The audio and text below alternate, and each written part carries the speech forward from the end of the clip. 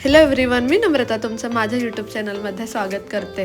तर तुम्ही इकडे बघू शकता, मी आहे ना आम्रखंड बनवला आहे. ते पण पहिल्यांदाच बनवला मी इथे US मध्ये, आणि म्हटलं की ही रेसिपी तुमच्यासोबतसुद्धा शेअर करूया.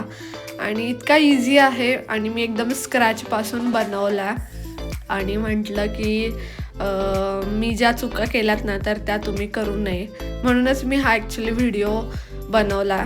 तर चला आपण आजच्या व्हिडिओला सुरुवात करूया की हा आम्रखंड घरी कसा बनवायचा आणि कोणत्या चुका टाळायच्या आहेत आपल्याला. तर आता व्हिडिओला सुरुवात करू आपण. तर मी काय केलेलं आहे, एक भांडं आहे ना, तर त्यामध्ये मी दही लावलं होतं.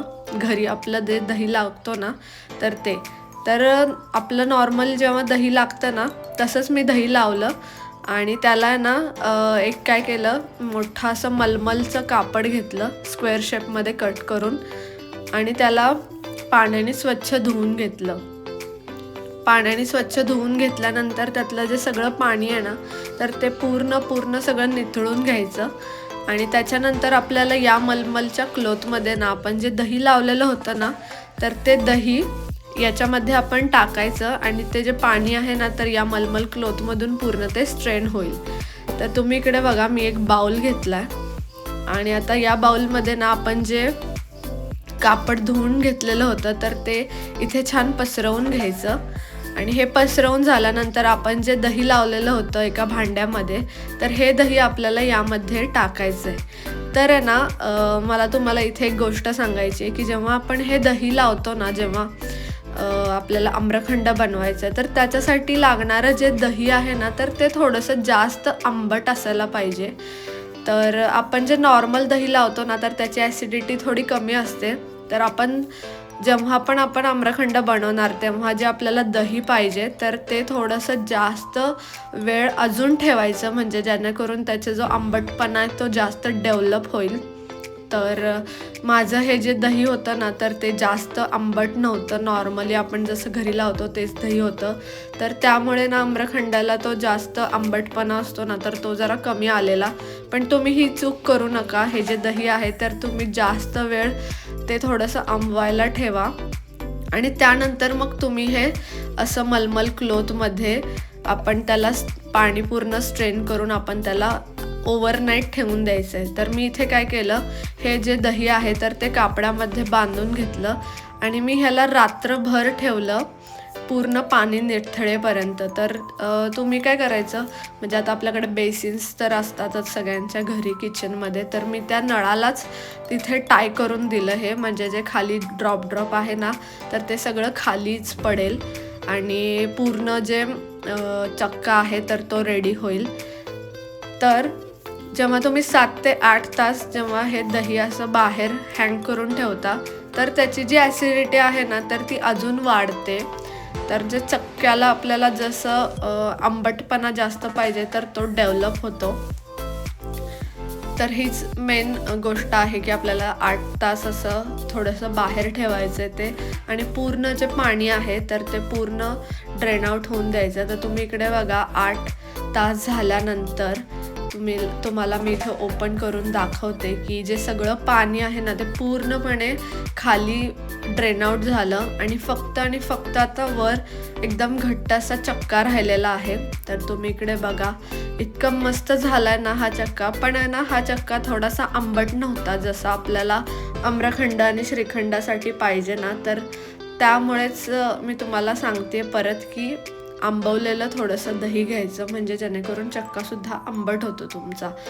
तर मी जो बनवलेला हा चक्का होता ना तर हा चक्का आता आपल्याला चाळून घ्यायचा आहे. तर या चक्क्यापासून तुम्ही श्रीखंड आणि आम्रखंड दोन्ही बनवू शकता. तर मी चाळणी घेतली, आणि जे आपलं पावभाजीचं स्मॅशर होतं ना तर त्याने मी ट्राय करत होते की खाली स्ट्रेन म्हणजे पूर्ण ते असं चाळून घ्यायचा चक्का. आणि तर आहे ना थोडंसं डिफिकल्ट जात होतं मला, पण थोडं होत होतं. तर तुम्ही इकडे बघा, हे जे युनिफॉर्म टेक्स्चर आहे ना खाली तर ते असं चाळून येतं आहे. मग मी काय केलं की ग्लास घेतला आणि ग्लासानी चाळायला असं सुरुवात केली. तर एकदम इझी होत होतं आणि एकदम फास्ट झालं.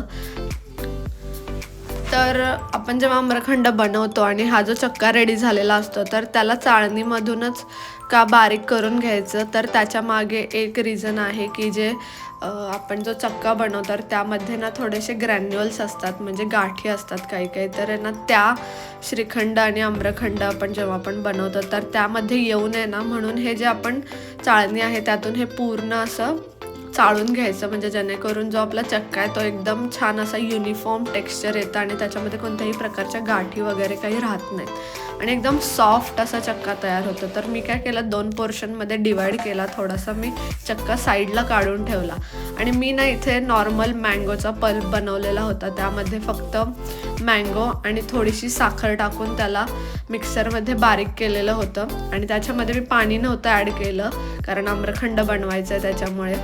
तर तुम्ही इकडे बघू शकता जो मी हाफ चक्का घेतलेला होता तर त्यामध्ये ना मी इथे मोठे 4 टेबलस्पून आम्रखंडाचं साठी ते जे मँगोचं पल्प आहे तर ते टाकलं आणि मी इथे फक्त 2च चम्मच साखर टाकली आहे. तुम्हाला जर अजून जास्त गोड हवा असेल आम्रखंड तर तुम्ही अजून पण ॲड करू शकता ह्याच्या डबल, पण मला कमी गोड हवं होतं म्हणून मी फक्त 2 चमचे साखर ॲड केली आहे. आणि आता आपल्याला ना नॉर्मली बीटर असतं ना आपल्याकडे जे घरी अवेलेबल, तर त्यानेच आहे ना असं बीट करायला चालू करायचं. तर तुम्ही इकडे बघू शकताय की जे चक्का आणि जो मँगो पल्प आणि साखर आहे ना तर ते हळूहळू आता एकमेकांमध्ये असं मिसळायला लागलं आहे. तर तेव्हा तुम्ही असं स्टार्ट कराल ना तर तेव्हा हे असंच टेक्स्चर दिसेल आणि जसं जसं तुम्ही हळूहळू त्याला बीट करणार अजून ते मँगो पल्प आणि जे चक्का आहे आणि साखर आहे ते सगळं विरघळेल. तर तुम्ही इकडे बघा हळूहळू असं टेक्स्चर यायला सुरुवात होईल आणि तुम्ही इकडे बघा असं शाईनसुद्धा आता आलेली आहे आम्रखंडाला. म्हणजे शाईन आली म्हणजे आपलं जे आम्रखंड आहे ना तर ते पूर्ण रेडी झालं आहे, म्हणजे त्यामध्ये मँगो पल्प आणि साखर आहे ना पूर्ण अशी विरघळली आहे. असं पूर्ण सारखं मिक्स करून घ्यायचं प्रॉपर. तर तुम्ही इकडे बघा अशी छान शाईन आलेली आहे, कलर पण असं बीट केल्यामुळे आता चांगला थोडासा डार्क झाला आहे आणि हे आम्रखंड आता रेडी झालं आहे.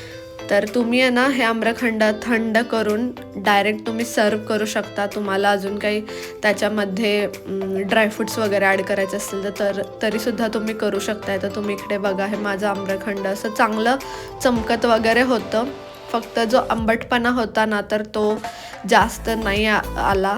तर त्याच्यामुळेच माझं तुम्हाला हे म्हणणं आहे की तुम्हीसुद्धा जेव्हा आम्रखंड घरी बनवणार तर तेव्हा जो चक्का आहे तर तो जास्त आंबट असायला पाहिजे, हे त्याचं मेन आहे रिझन. आणि मँगो पल्प तुम्ही तो यूज करताय तर तो हापूस आंब्याचा यूज करा, दुसरे कोणत्याही आंब्याचा यूज करू नका, नाहीतर मग तुमचं आम्रखंड खराबसुद्धा होऊ शकतं.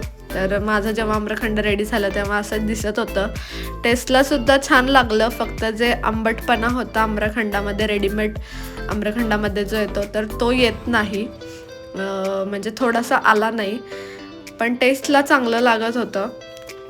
आणि मी सुद्धा हे खाऊन बघितलं तर मलासुद्धा चांगलं वाटलं कारण मी पण फर्स्ट टाईम ट्राय केलं आणि मलासुद्धा आवडलं. तर मी ज्या तुम्हाला टिप्स सांगितल्या तर त्या तुम्ही फॉलो करा आणि try to avoid that mistake and तुम्हाला पण मग चांगलंच म्हणजे आउटकम भेटेल. आणि भेटूया आता आपण नेक्स्ट व्हिडिओमध्ये. तोपर्यंत बाय बाय, टेक केअर.